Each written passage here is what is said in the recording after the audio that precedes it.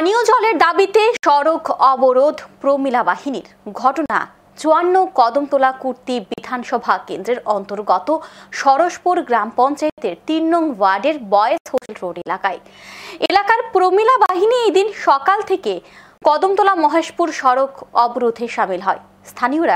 স্থানীয় মহিলারা জানান, দীর্ঘ ২ থেকে আড়াই মাস ধরে উনারা পানীয় জলের সমস্যায় ভুগছেন, তাই তাদের এই অবরোধ। আমরা এই মুহূর্তে একেবারে সরাসরি চলে যাব চুরাইবাড়ির প্রতিনিধি রাহুল দাসের কাছে এবং তার কাছ থেকে আমরা এই বিষয়ে বিস্তারিত জানব। রাহুল, শুনতে পাচ্ছ আমার কথা? হ্যাঁ, শুনতে পাচ্ছি। এই যে প্রমিলা বাহিনীরা বাধ্য হয়ে আজ পথ অবরোধ করলো কদমতলা মহেশপুর সড়ক, কি বলবে এই বিষয়ে? বা এই যে জল না আসার কার ব্যর্থতা হতে পারে? দেখেন, কদমতলা কুর্তি বিধানসভার কদমতলা ব্লক এলাকা শীতের সিজন যখন আসে তখন এই জলের খুব একটা সমস্যা দেখা দেয়। মূলত কি কারণে শীতের সিজনে জল না আসার কি কারণ হতে পারে? অ্যাকচুয়ালি বেশ কিছু জায়গাতে ডিডব্লিউএস এর পক্ষ থেকে বিভিন্ন বড় বড় নলকূপ খনন করা হয়েছে, কিন্তু দেখা যাচ্ছে সেখান থেকে মোটর দিয়ে জল তুলতে গেলে কোনো সময় পাথর এসে যায় বা বালি এসে যায়।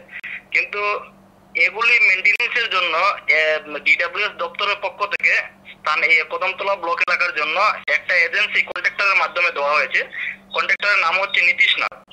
ডিডব্লিউএস এর দপ্তরের কাছে যখন সাধারণ অভিযোগ করে যে এই এলাকায় পাইপ কেটে গেছে, এই এলাকায় ফিল্টারিং এর সমস্যা হচ্ছে, তবে ওনাকে বলা হলো যিনি আজকে বললে উনি ৩-৪ দিন পরে বা ৫ দিন পরে এই সমস্যা সমাধানের জন্য ওনার লোককে পাঠান। মূলত এই কারণে কিছুটা সমস্যার সম্মুখীন হতে হচ্ছে এলাকাবাসীদের। ডিডব্লিউএস এর পক্ষ থেকে যে কর্মী কদমতলা ব্লক এলাকার দায়িত্বে রয়েছেন, ওনার নাম হচ্ছে বাপ্পা চক্রবর্তী।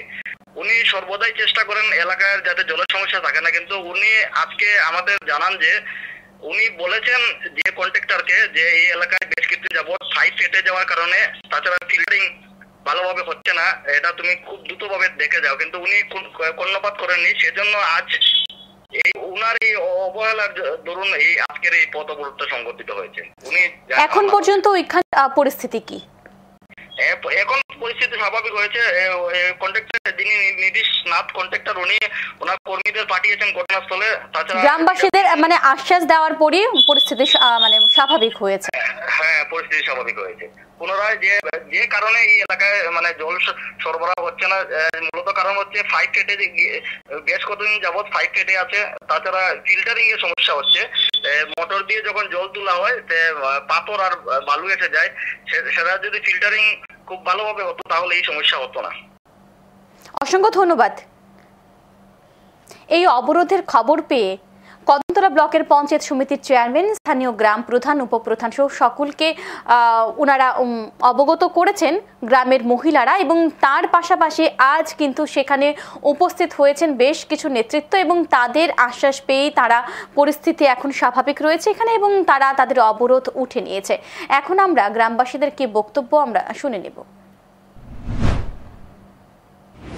আড়াই মাস থেকে জল পাইয়ার না, আমরা মেম্বার, প্রধান, উপপ্রধান, চেয়ারম্যান সবাইরে জানাইছি। জানানোর পরে তারা আজকে দিব, কালকে দিব, রাস্তাত কাজ করাইয়া দিব, পাইপ কাজ করাইয়া দিব, খুইয়া আমরা তারা আটকে রাখে। আমরা আজকে ছোট পাইপ দিয়া তারা জল দিছে, এদিকে বড় পাইপ উপর দিকে দিছে, ছোট পাইপ এখানে জাম লাগিয়ে রয়েছে, এর কারণে আমরা জল পাইয়ার না।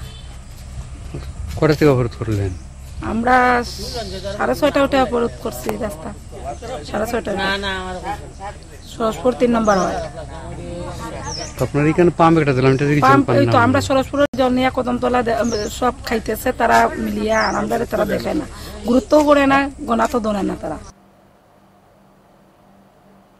ডিডব্লিউএস দপ্তরের অফিস থেকে এক কর্মী অবরোধস্থলে ছুটে যান এবং গ্রামবাসীদের আশ্বাস দেন সহসাই তাদের সমস্যা সমাধান হয়ে যাবে। এখন দেখার বিষয় তাদের কতটুকু সমস্যার সমাধান হয়। এখন সময় বিরতির, সঙ্গে থাকুন।